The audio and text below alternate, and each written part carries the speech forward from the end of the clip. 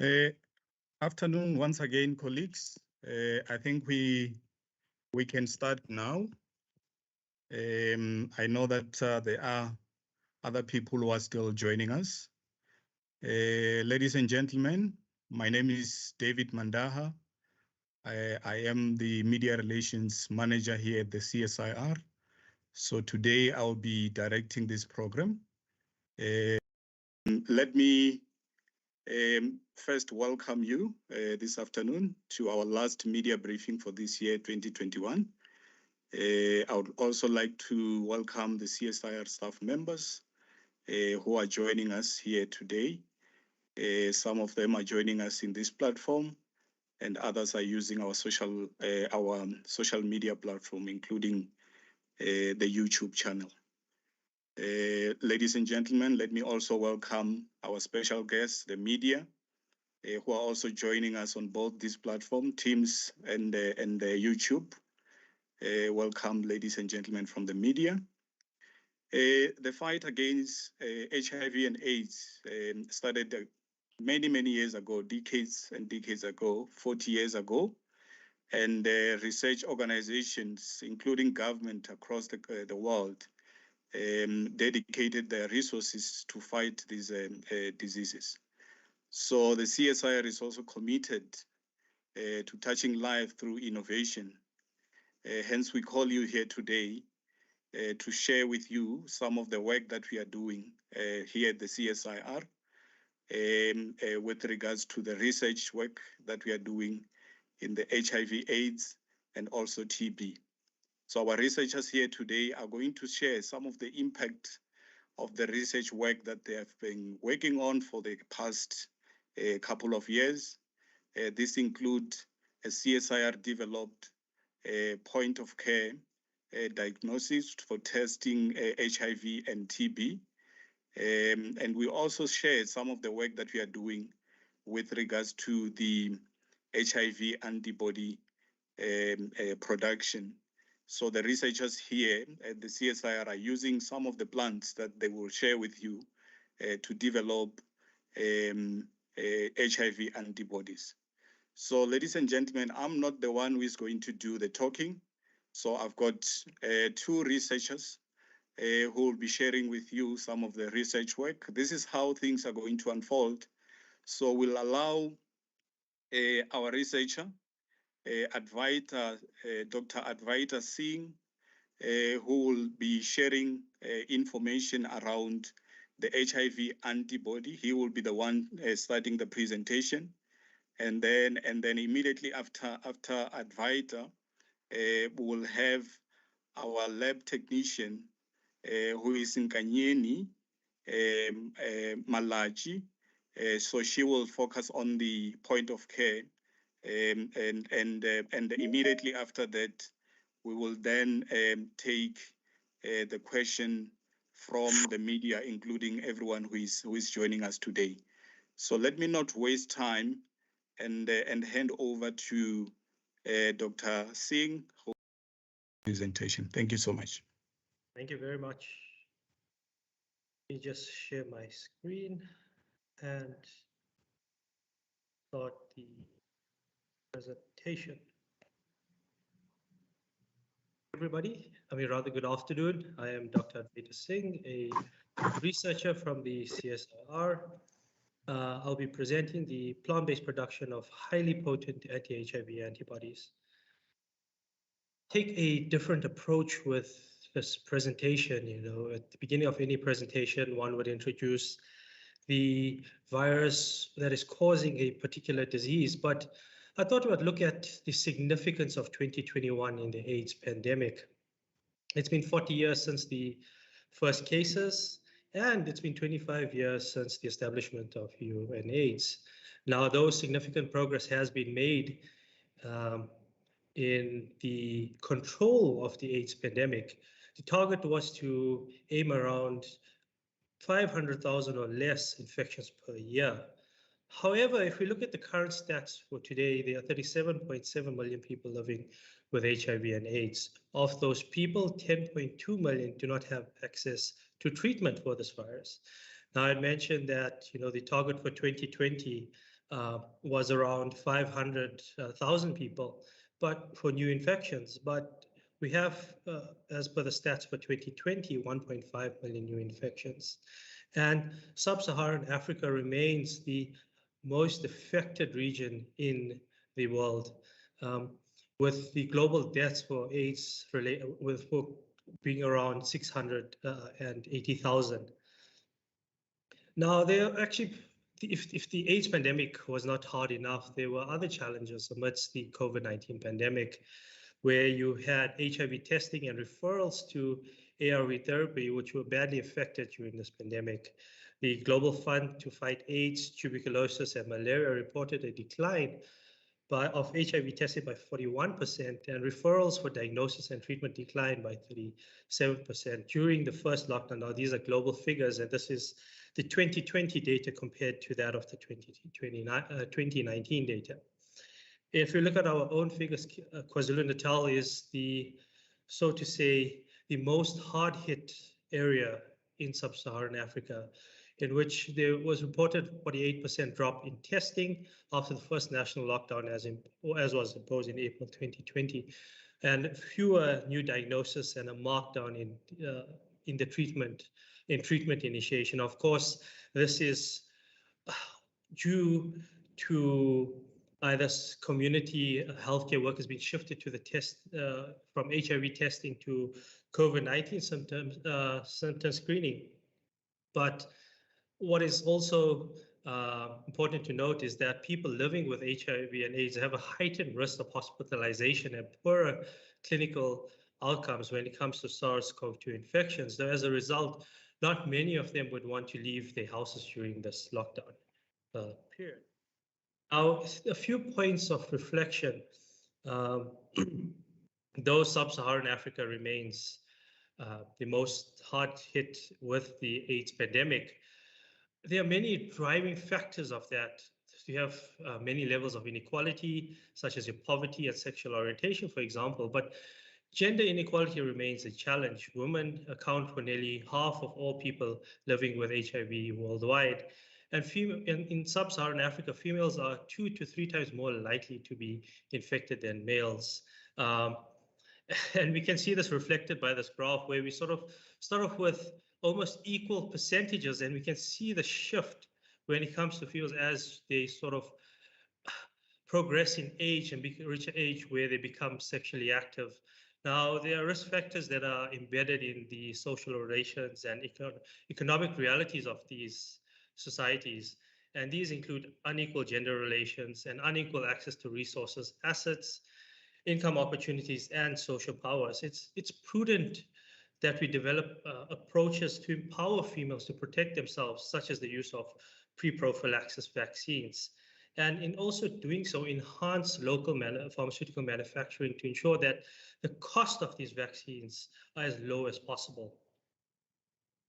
Our current day treatment, the progress seen in the treatment of HIV is widely commended due to the highly active antiretroviral therapy, the HART therapy. A triple drug regimen would significantly reduce the HIV mortality rates.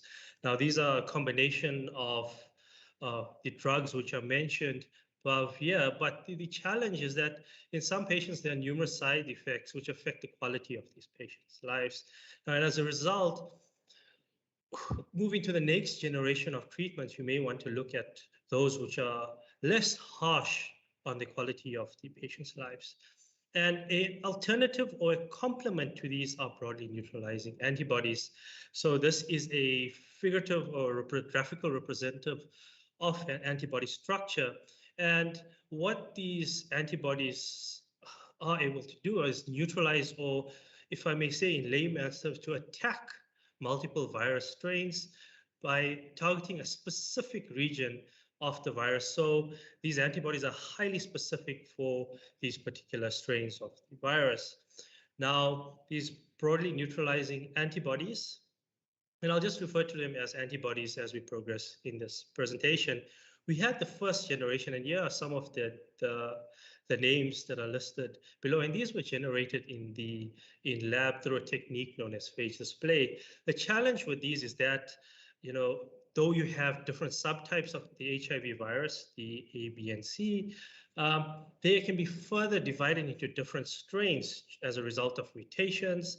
And there are a numerous number of these strains circulating in the infected population.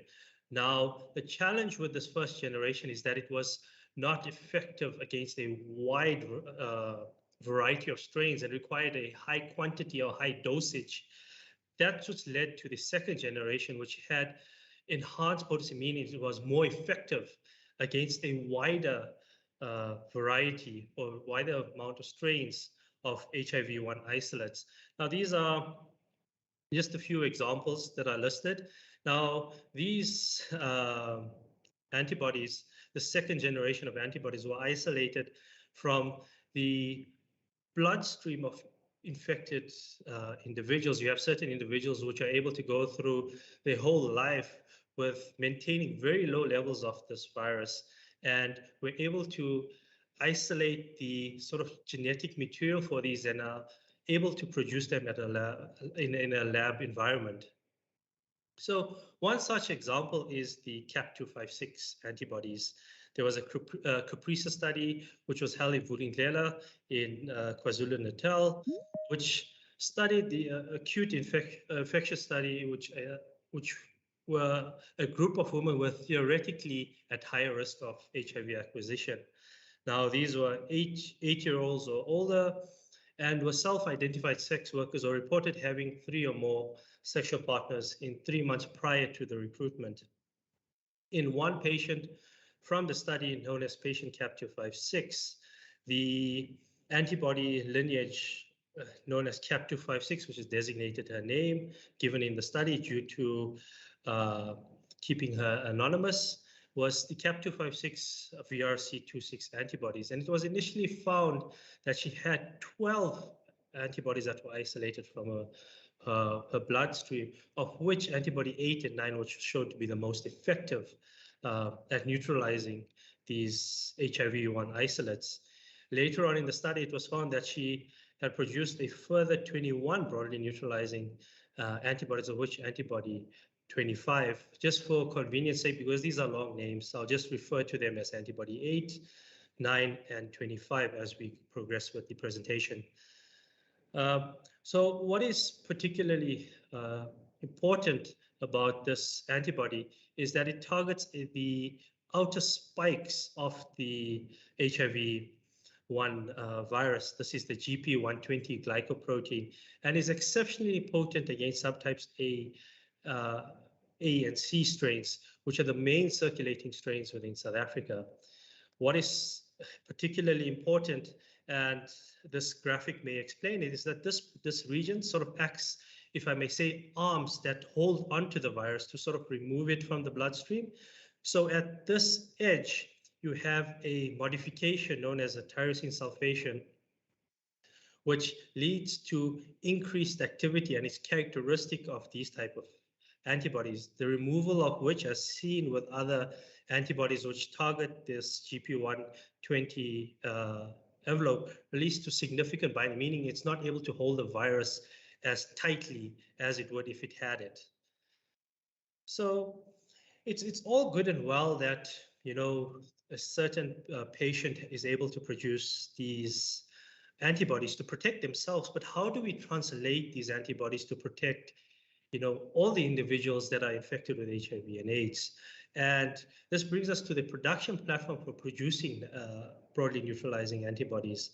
Now, traditionally, in the past, many years ago, a horse, because of the huge amount of blood present in this animal, was injected with a piece or a sort of dead, attenuated virus, and its immune system would recognize it and produce antibodies. And this will be after the period of infection, the blood will be separated, will be drawn, and then the serum will be separated from the blood. Of course, there are challenges with this method. Of course, you need a number of horses to meet the global demand, but also there's also chance of co-infection by other viruses. Now, with the development of recombinant technology, we started using the mammalian expression system, which is essentially using cells to produce these proteins, these antibodies. So basically using them as little factories to produce these antibodies. Now, this process can prove quite costly and is quite tedious in terms of the time of translation. And there is a unlikely solution, as anyone may see, and it's the use of plants to produce these antibodies.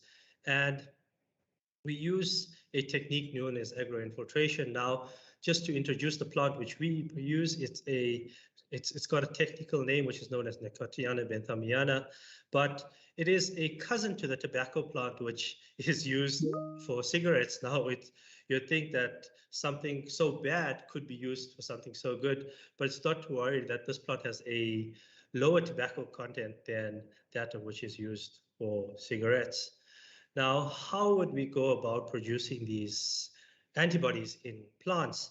Now, a simple example is, as humans, we can get infected by bacteria, and this creates an infection through the bacteria either producing certain toxins in the body, and this creates an immune response. Now, it's a similar case in plants where bacteria are able to infect plants, and this technique is known as agroinfiltration. This particular bacteria is known as agrobacterium, and is known to cause cancer in plants, to just put it very simplistically. So what we do is we introduce the genetic material into this bug, and we, through this technique or through at larger scale, we'll use a vacuum. We introduce it, and it basically, instead of producing these toxins in the leaf, it produces our protein of interest. So it can be any vaccine, in a protein-based vaccine, and in this instance, it's an antibody. And from this stage, as I know, the example of a smoothie, in terms of getting this, we take the leaves off, and we put it essentially through what is known as a blender, and sort of make a green smoothie. And based off the properties of these antibodies, we take it away from this green juice. Now, this study, which we had aimed to embark on, is to produce these antibody 8 and 9 and install these critical modifications that is important to neutralizing these HIV-1 strains. So because we are optimizing a production process, we aim to optimize the most efficient process so that we can get more of this antibody for the lesser material. So what we'd seen that we get about half a gram of this antibody per kg of leaf material. Now, there's always a thing that everybody wonders what some of the vaccines that they take, what it looks like. So as I showed earlier, this is a antibody structure, and each of these components are responsible for a particular function. Now, this short regions are known as a light chain, and these long regions are known as a heavy chain.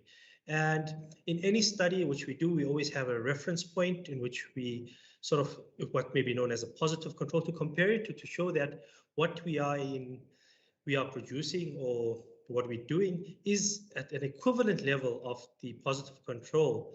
Now, in this instance, we're trying to demonstrate the efficiency of this plant system relative to the mammalian production system.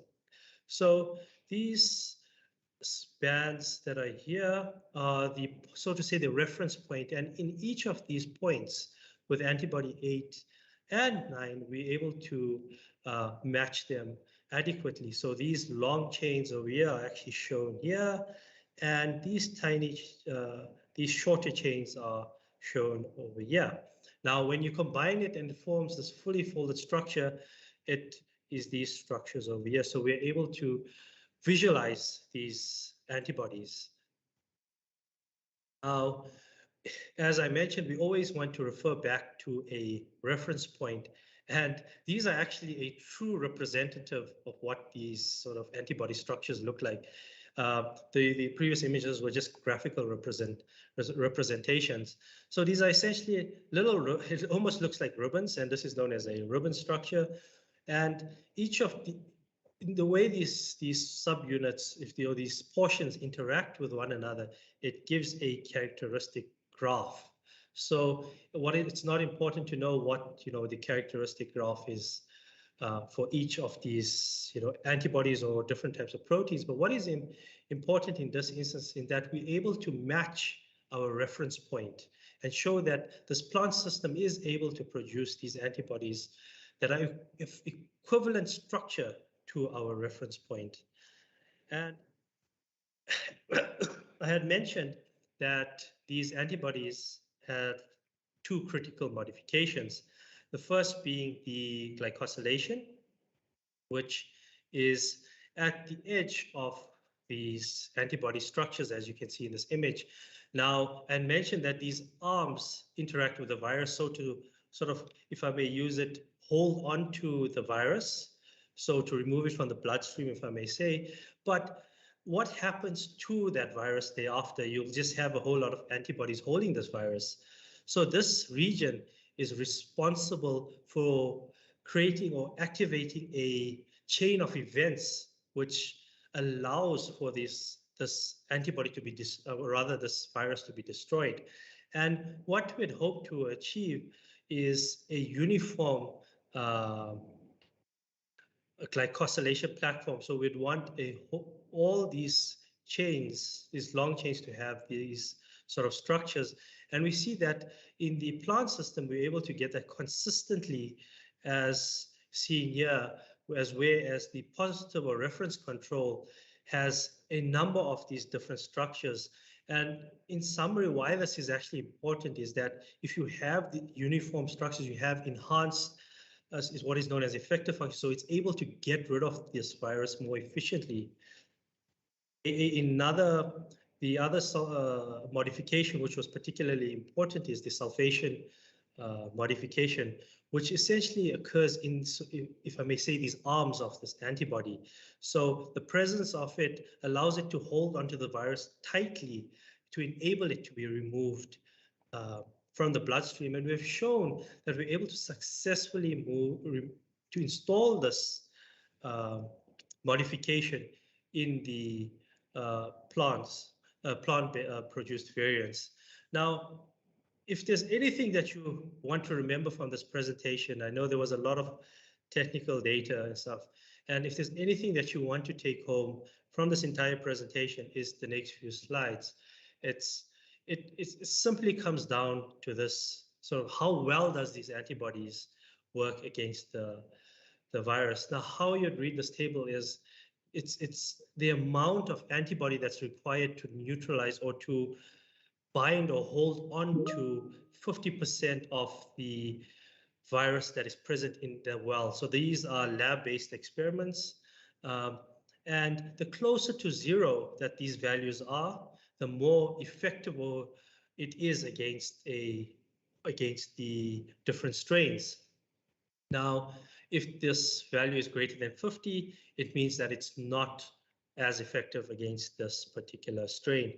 Now, as I mentioned at the beginning, everybody knows the different subtypes, but there's a far greater amount of strains under each of these subtypes, which also makes it particularly challenging in treating the HIV pandemic. But what we've demonstrated against our reference points, which is the mammalian systems, we're able to produce these antibodies with equivalent efficacy. So it is as efficient as the reference point. Now, we've done it against subtypes C and subtype A. These two subtypes are particularly important for these, as they're the main circulating subtypes within South Africa. But this CAP256 antibodies are particularly effective against subtype C and A. Now, I've given the whole technical aspect of this presentation, but why is this plant important for general or suitable for general protein-based pharmaceutical production? Now, we've seen that there's a growing need for local manufacturing of pharmaceuticals. Now, how would you choose a manufacturing process? You need the ability to respond quickly to sudden outbreaks, offer rapid development, and lower drug prices to allow access in low and middle income countries.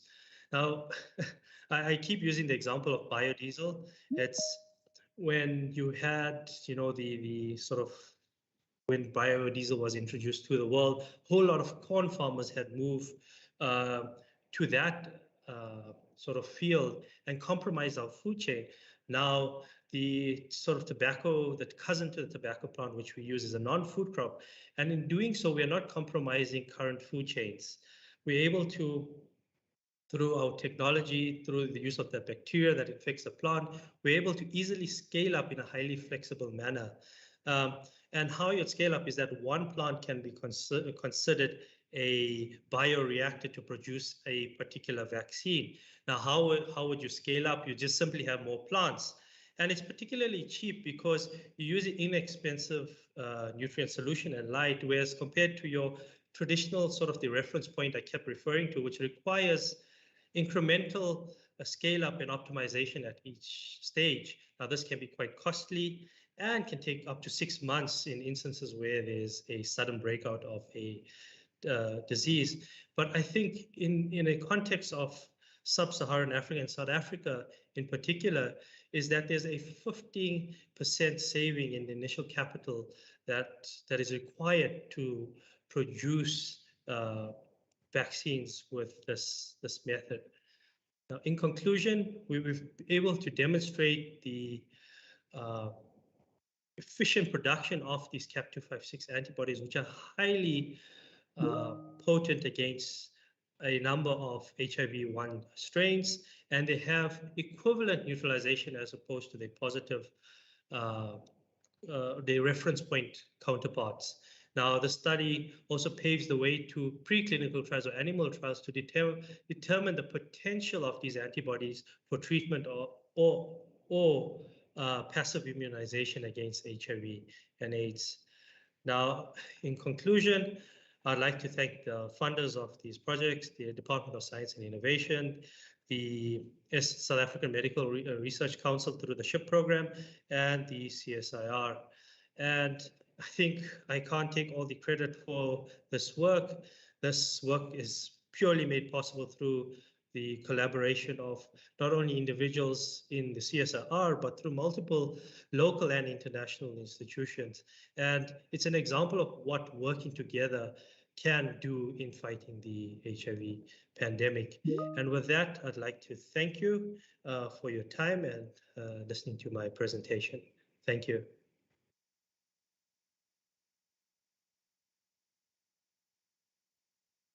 Thank you so much for your presentation. I think I would like to now hand over to our next speaker, Kanyane Malachi, who will be taking us through the work that they're doing with regards to the point of care diagnostics. Thank you so much. Over to you, Kanyane. Thank you very much for the opportunity.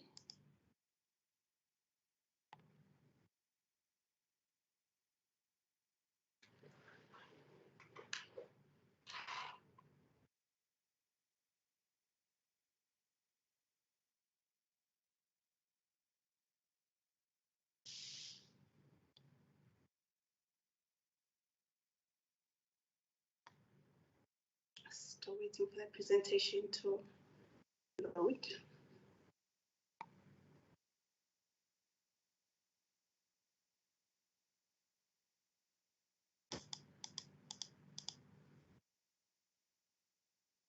Good day, I am Kanyane Malachi.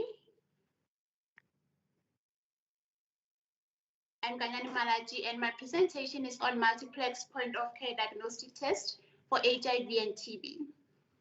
I'll start off with the introduction where I highlight the statistics of people living in rural areas and those living with HIV and TB in South Africa and Africa as a whole. There are over 60% of Africans living in rural areas, and South Africa alone has about 22.6 million people living in rural areas, including 4.4 million living with HIV. It is well known that TB is the most opportunistic illness and the leading cause of the leading cause of death among people living with HIV. There are about 650,000 individuals living with both HIV and TB in Africa. The effective management of patients infected with HIV and TB is limited by the fact that their diagnoses are done separately. The situation is dire in remote areas where patients have to wait much longer to obtain their TB diagnosis results.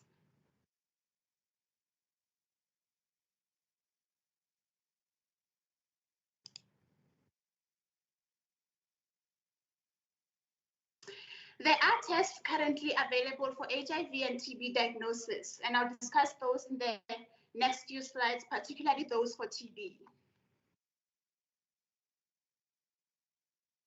For HIV, there is an antibody point of care test that is commercially available, as well as a PCR test.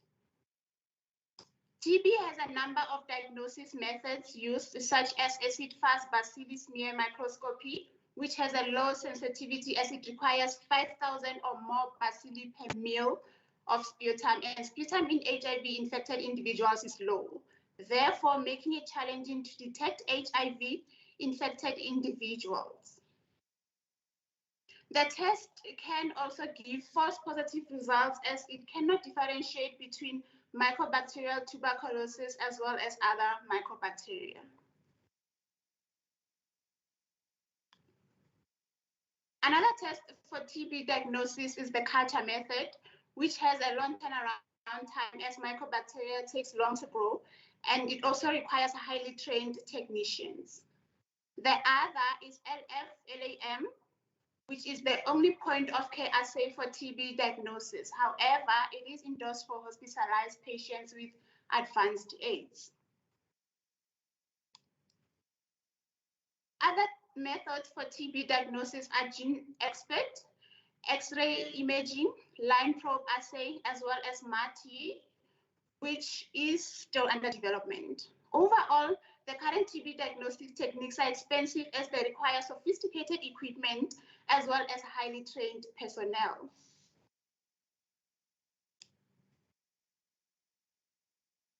People living in rural areas have to travel long distances to get access to health facilities for the diagnosis of HIV and TB. The turnaround time of diagnosis is long, thus delaying treatment and potentiating disease progression. Despite the advances in TB diagnosis tests, TB still remains challenging to diagnose in people living with HIV. It is in this context that we are developing a point-of-care multiplex microarray technology for the simultaneous diagnosis of HIV and TB. Currently, there is no technology for the detection of HIV and TB simultaneously in blood using one test. The work aims to address these limitations by developing a point-of-care multiplex microarray-based technology for the detection of HIV and mycobacterial tuberculosis in blood. The technology will involve the detection of antibodies against HIV antigen, as well as antibodies against mycobacterial tuberculosis antigens that are markers of active TB.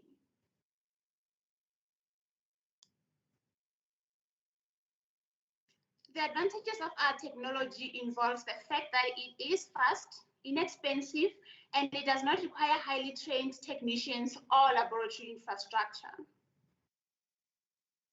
The turnaround time is short as one test gives results for both HIV and TB, therefore exposing individuals to treatment for both HIV and TB immediately. The technology is suitable for resource-limited and remote settings.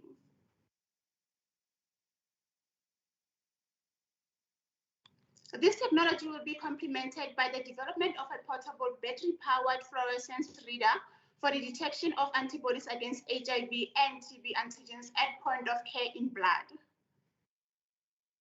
This will be achieved in collaboration with the CSIR's energy and micro-manufacturing mechatronics centers, where the battery and the 3D printing of the fluorescence reader will be done respectively.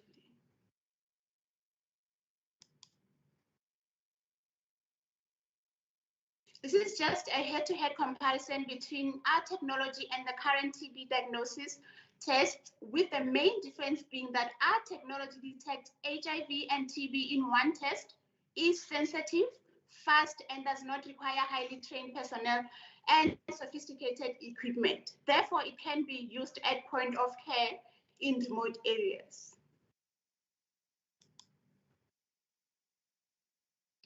The process of this technology will involve immobilizing HIV and TB antigens on a solid surface, followed by incubation with a patient's blood, where HIV and TB antibodies will bind to their respective antigens. This will be followed by the addition of a dye-labeled antibody, then detection with a fluorescence reader.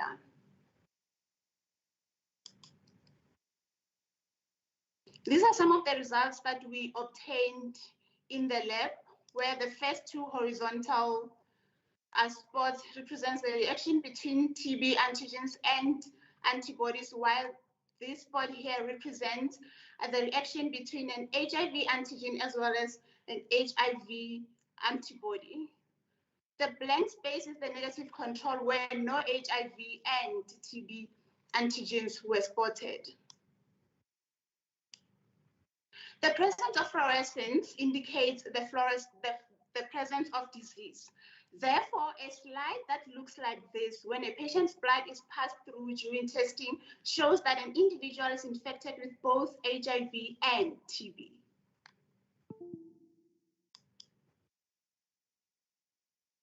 The antigens mentioned in the previous slide are being produced in Nicotiana benthamiana using a process called agroinfiltration, which was mentioned by my colleague, Dr. Advaita. These antigens will be coupled to a solid surface for HIV and TB antibody detection. The use of plant-produced antigens will make the assay affordable and hence accessible to a lot of people.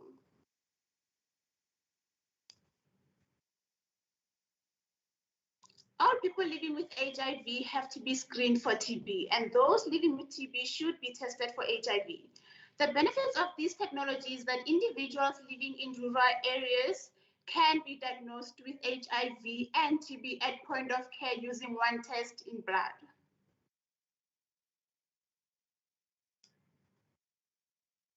Most importantly, diagnosed individuals can start treatment sooner and control progression of disease, because without treatment, TB is rapidly fatal in persons living with HIV. With this technology, people of all ages, including children, can potentially be diagnosed of HIV and TB.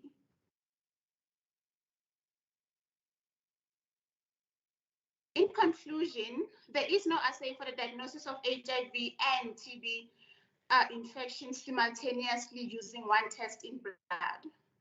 The product we are developing is unique in that it detects not just TB but HIV in one diagnostic test. This reduces the turnaround time from 7 days to 2 hours, and infected individuals will receive treatment quicker and therefore potentially reduce the death rate. The multiplex point of care assay will contribute to reducing the burden of a disease through early diagnosis and treatment in the country, thus improving the lives of South Africans.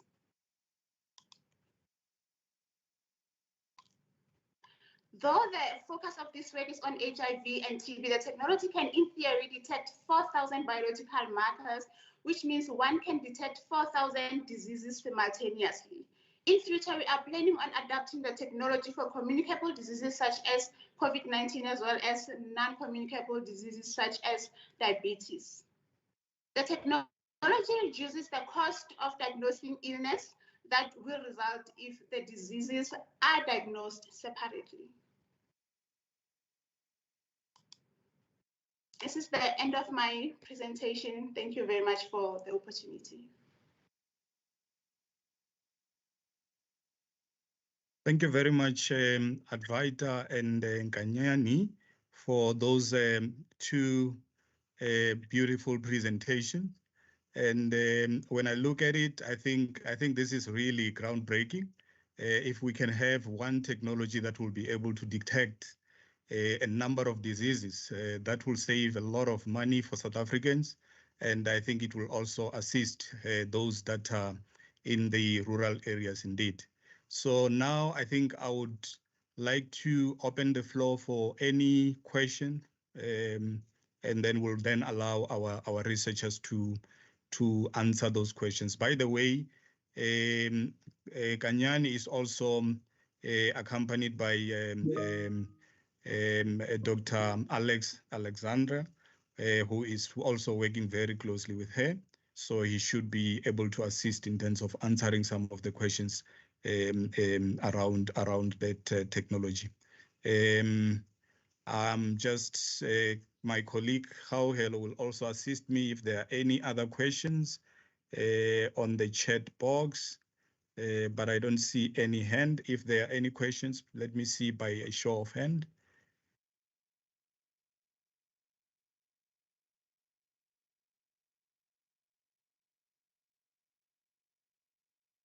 No hand as yet. Hauhelo, do we have any questions on YouTube or on the chat box?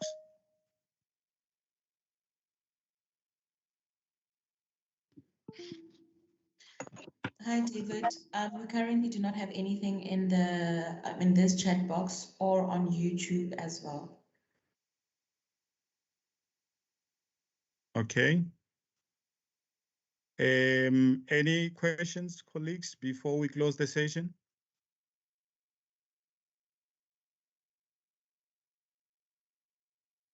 On that note, then, ladies and gentlemen, there is a hand. Please go ahead. I can't see the person. Oh, I think it's Marcelo. Okay, please go ahead. Thanks, Chair. I just wanted to check now, because I think what's happening with COVID, like the issue of proposed mandatory vaccination as a way of trying to prevent the spread. Aren't there any ways such as that can be utilized, like for all those who are positive, wherein they can be maybe injected in a sort of a vaccine or tablets? Because if we have like maybe 10 million people who aren't getting the ARVs, so that means that those will still be the spreaders of the very same disease. So I'm just trying to understand as to whether there are any plans just to try and work on those who haven't received any treatment or those who are really in dire need but not receiving them to date. Thank you. Thank you very much, Marcelo, for that question. Any other question?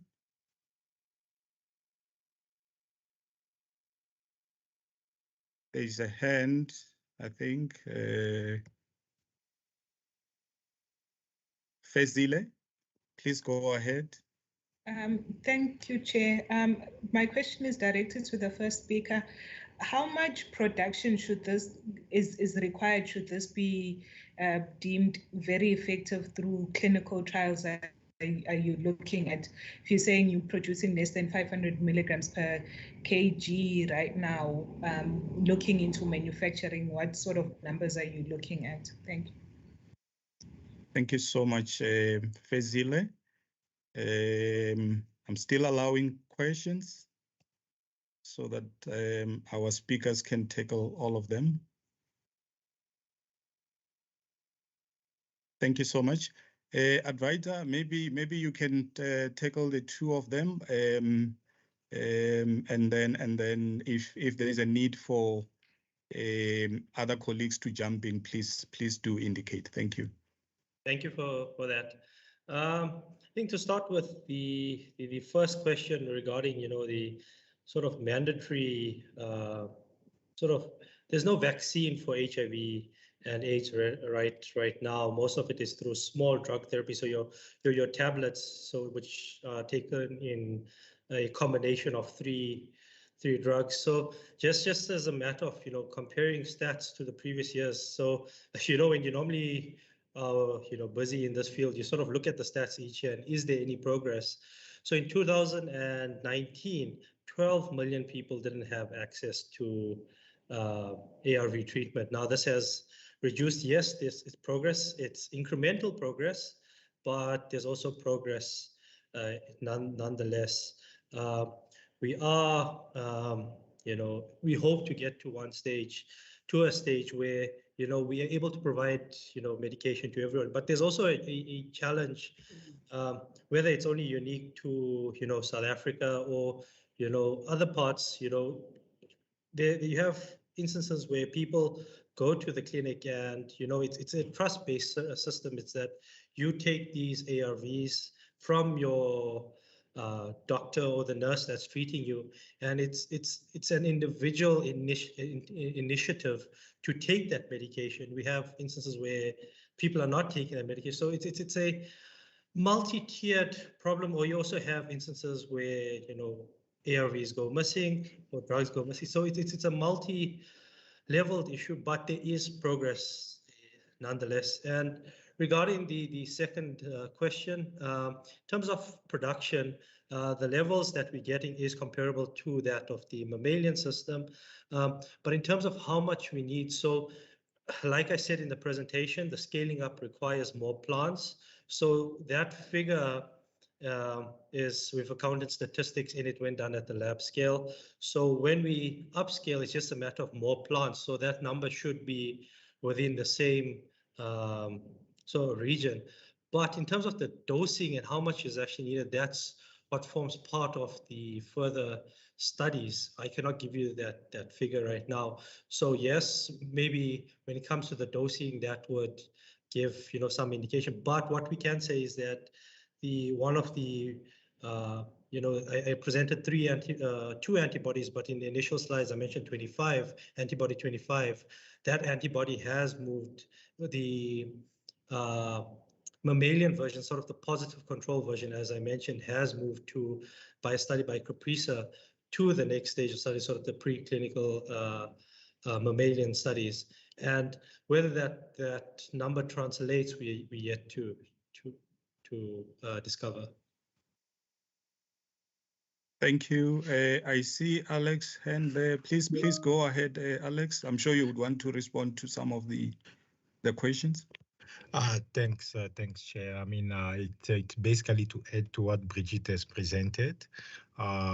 She did very well presented on the application of the technology we are developing for point-of-care diagnostics. But one thing that is also important to note is that this technology, not the intended application of this technology, is that of treatment monitoring. So basically to check if someone who's receiving treatment, how they are responding to that technology. So basically, it's going to be similar to what we're doing with diagnostic, which is detecting biological markers using antigen. But in the case of monitoring the progress of a treatment, we'll be detecting biological markers, but for the purpose of determining whether the person is responding positively to treatment, or if they are not responding to treatment and they are not responding to treatment and they need a change of treatment or an improvement of the technology of the treatment that they are taking. So again, the implication for the rural people living in rural area is very massive, because we know that they are very far away, as Brigitte quite well explained. They are far away from the infrastructure that us in the urban areas are benefiting from. So now imagine someone living in very remote area, but they may be there without the need for them going to urban center, having the diseases being diagnosed first without them having to move from where they stay, as well as having the treatment being monitored while staying in the remote area. So those are the kind of implication of this technology and the potential impact, especially for people living in very, very far removed areas. Thank you. Thank you so much, Alex. And I think one of the things that you didn't mention is that this is a locally developed, technology developed Absolutely. here in South Africa. Yes. So it's really exciting news indeed. Yes, I mean, really with that, I mean, basically the platform for the diagnostic or for disease monitoring is developed at the CSIR, as well as the portable fluorescence microscope that Bridget did mention. All that is also developed at the CSIR, and the implication for adding to the manufacturing capacity in the country, as well as creating new jobs, is also very, very big. Thank you so much. Do we have any other questions, colleagues, members of the media who are here today? Do you have any other questions?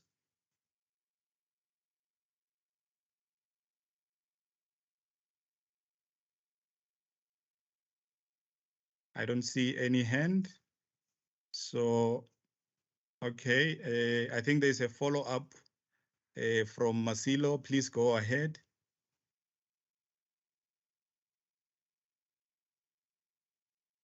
Oh, thanks again. In fact, I did type this on the chat, but maybe it wasn't visible. I just wanted to check because now I think since last year, March, with COVID, the focus was shifted from the HIV attention to the COVID one. So I just wanted to check with our researchers if ever there is any planned activities or any sort of strategy that the CSIR as a research house it's intending to do just to create awareness and public understanding of HIV. As much as we know that previously it was just more on condoms, but now there are technologies that are coming from within the CSIR or locally based, and with that it's also the issue of job creations and all that. So I just want to understand that, is there any part of an institutional science communication that it's envisaged or planned by the CSIR just to do a rollout to try and communicate this disease again to those non-reachable areas, like your very poorest rural areas without infrastructure? Thank you. Thank you, Masilo. Any other question? I think there's also a follow-up question from Fezile. Please go ahead. Thanks. I don't know if you're allowed to mention your target biomarkers for the TB, because one of the biggest problems or limitations when it comes to developing diagnostics for TB is the target biomarker.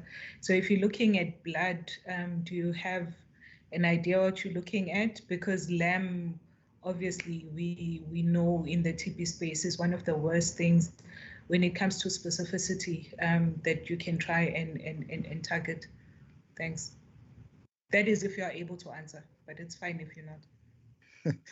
Thank you so much, ma'am. Or Alex, please go ahead. Yeah, sorry, I didn't hear the last part of the question, but you were talking about if there are specific markers that we targeting for TB. Yes, indeed we have, and we have quite a number of them that's going to be used on our diagnostic platform, but obviously for IP reasons, because the technology is still going through the patenting process, we cannot reveal which markers that we're using. But there are specific ones that we know if we have them on our platform, they will be able to tell us whether the person has got active tuberculosis, because this is very important, since there are the majority of people, I can even say, they've got latent TB. So basically they're infected with the pathogen, but they are not sick. So those are people, they are not the people that need treatment. You want people who have got active tuberculosis to be able to be diagnosed so that they can go in treatment. So the markers that we have selected, if you detect them, you know that the person has got active tuberculosis, therefore they should be put on treatment. I don't know if you can repeat the last part of the question. If I didn't answer everything, then I will answer it. No, it was to say that if you're not at liberty to say, then it's fine. But congratulations on finding those, because especially in a multiplex format, it makes it the test more specific to what you are targeting. So congratulations on that. Thanks, and much appreciated. Thank you so much. Advaita, I'm not sure if you would want to tackle the awareness campaign. Okay. I can try. So a lot of the work in a general scientific setting, a lot of our work is communicated through instances or settings like this, or other presentations. Earlier in the year, there are other scientific presentations, but also presentations that were held by the provincial government for to raise awareness of the plant-based technology in both COVID and other diseases. But as I mentioned, that the combat against the HIV pandemic is a multi-arm sort of fight, if I may say, which CSIR also plays a role in. Though the education of the communities and the outreach program is handled quite well by local government, the CSIR does have these outreach programs which are held for students, and these students are reaching that age where they do enter the age of becoming sexually active. But of course, some of these programs are on hold due to restrictions with the pandemic. But that being said, the outreach programs which are being held are not only limited to the CSIR. Yeah, if I can also add to what my colleague Advaita said very well, is that also I know that within the CSIR we have these kind of regular meetings during or after the International AIDS Day, and the purpose of that is really to try to increase public awareness on HIV/AIDS. As well as scientists at the CSIR also have a lot of engagement with the media, where whenever the opportunity arises, we stress still the importance of us remaining or very vigilant or keeping our awareness very high in terms of HIV, because beside COVID-19, as you have said, HIV is still a major problem, both in the country and internationally. So there is a lot of effort. In short, I would say there is a lot of effort on behalf of, from the side of the CSIR in raising the public awareness or keeping the public awareness on HIV/AIDS. Thank you so much. I'm taking another round of questions, the last one, if we have any. Hi, David. We received queries via our YouTube channel. I posted them in the chat. Please read them through LND, if you can, please. Quickly. Okay. There are 3 questions from Jacaranda. Can we get more of a sense of how the COVID pandemic affected the fight against HIV, AIDS, and TB? The second question is, what are some of the lessons you learned from the COVID pandemic in tackling research and treatment for HIV, AIDS, and TB? And the third question, the presentations were highly technical. How do you break down the research in layman's terms into how it will translate for people living with HIV, AIDS, and TB?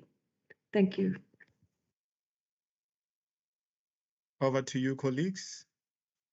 So I can tackle the first and the third question, but I'll actually turn it. We actually had this conversation, myself and one of the colleagues from comms yesterday. And I could actually turn the question around in terms of how the COVID pandemic has affected the fight against HIV, but it's actually how the HIV pandemic has affected our fight on the COVID pandemic.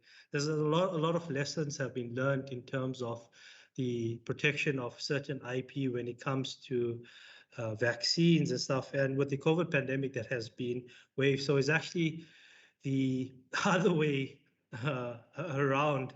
And the last question, I think both myself and other colleagues can also respond, but I will respond first from the antibodies.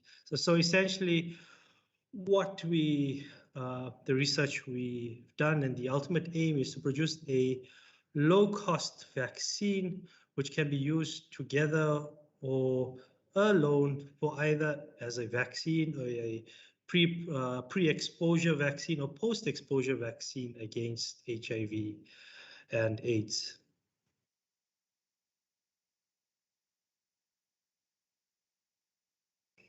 I think if I can add, okay. Yeah, if I can add on our side, the second question in terms of what COVID-19 pandemic has taught us, or what we have learned from it that can be applied on HIV and TB. One thing that I will say, because this is also my area of interest, is that the speed by which the vaccine has been produced for COVID-19 has quite been inspirational for other fields of studies. So I mean, that same drive, as well as same techniques, the way I see it, I believe many scientists will agree with me, can also be applied in the vaccine discovery for other diseases. As Advaita said, there is no effective vaccine against HIV yet. So I think that can be also what we have learned from COVID-19 pandemic can be applied in this field, and hopefully giving positive results like we got with COVID-19, like we got with COVID-19. So as you will know, for example, before to produce a vaccine, you're looking at 5, that minimum, to 10 or 15 years. But with COVID-19, we did it within 2 years, which was very, very remarkable. In terms of the point of care diagnostic, I will also let Bridget add a bit on this, but what I can say in layman terms, so basically, we have developed a technology that can be used at point of care, that is where the person is living, to diagnose both HIV and TB at the same time. And what that does, the main benefit of that is that the person doesn't have to wait for, let's say, 3 weeks to get the TB result. They can get it at the same time as they're getting the HIV result. Therefore, they can start their treatment quicker. And you know, when you start the treatment quicker, the outcome of the treatment, the chances of the outcome of the treatment to be positive or to be very good is also very high. So in layman terms, that's what I can say. I will also let Bridget, if she has anything to add to this. Thanks. Yeah, I do echo my supervisor's sentiments. It's very important that people who are infected with HIV be tested for TB, and also be exposed to TB treatment if they find that they are TB positive. Because if a person doesn't take treatment when they have HIV and TB, then that can result in the situation being very dire. So that's all I can add from what my colleague has said. Thank you so much, colleagues. Do we have any other question? I see your hand again, Masilo. Please proceed. Okay, thanks again. Yeah, I think I speak a lot, but I'm just trying to get answers anyway. And thanks for the presenters with the answers.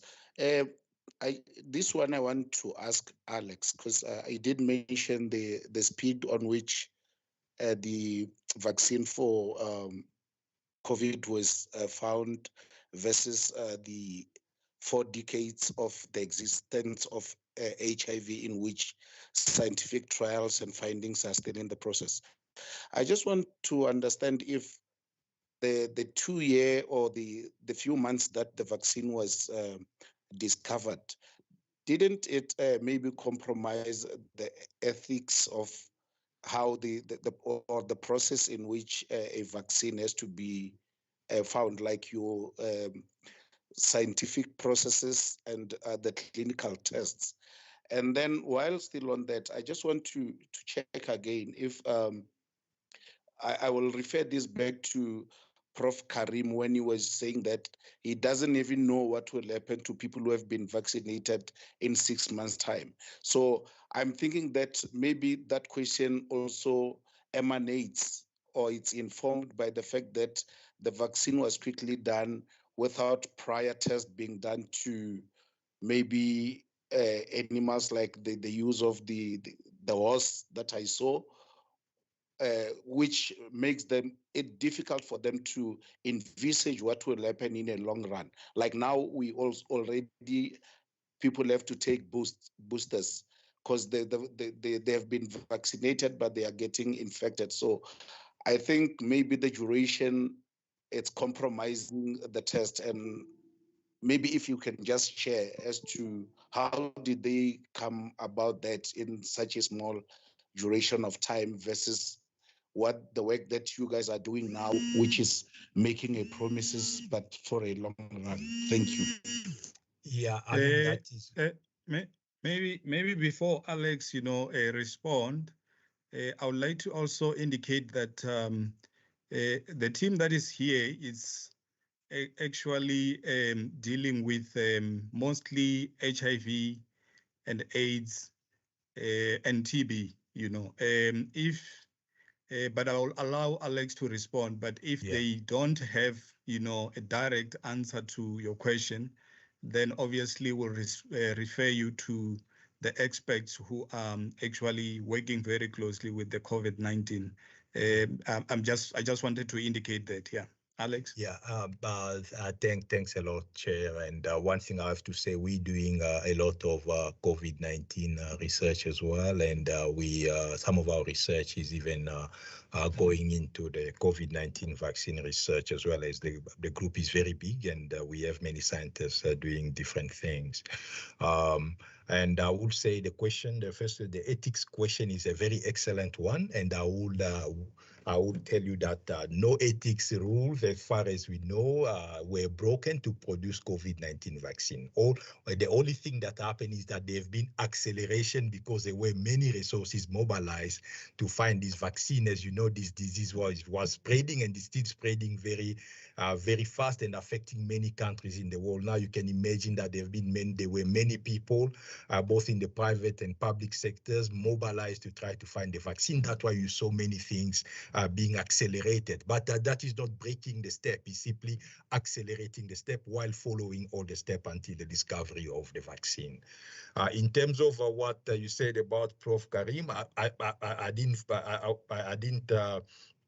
follow this if it was an interview, but all I can tell you about what will happen in 6 months, we know that the COVID-19 vaccine, antibodies generated after COVID-19 vaccine, they last for 6 to 8 months. These are studies that have been conducted around the world that have shown this. So after 6 to 8 months, when the antibodies go down, you're going to have to take another vaccine, as you're seeing many countries doing already in Europe. This doesn't mean because any step was broken. It's simply that with this disease, the behavior is different. So as you know, many different diseases, you have the different characteristics. In this case, the antibodies don't last for very long. They last for about 6 to 8 months. And then after that, you have to take another vaccine. Again, with flu, we know that it lasts for a year. And with other diseases, we know that you may have antibody that lasts for 5 or 10 years. So it's just that we have different diseases with different characteristics. Thanks. Thank you so much for that excellent response, Alex. Let me check with my colleague Lindy if there are other questions from our social media platforms. Hi, no, there are no other questions. Any other last questions from you, colleagues, before we close the session? Looks like everybody's happy. Once again, thank you so much for our presenters for taking time to come and engage with the media. Members of the media, thank you so much for attending this session. If you would want to interview our experts, they are available. You just have to contact us, and then we'll set up the interview with our experts. Just send us a WhatsApp message or an email. We'll attend to your request. And then also the last words of appreciation will go to our CSIR members of the staff who are here today. Thank you so much for joining us. And members of the public who have managed to join us, including those who are coming from other organizations as well. Thank you so much for joining us today. This is our last media briefing for this year, as I've already indicated. So thank you. Take care during the festive seasons. All the best. Thank you. Bye-bye.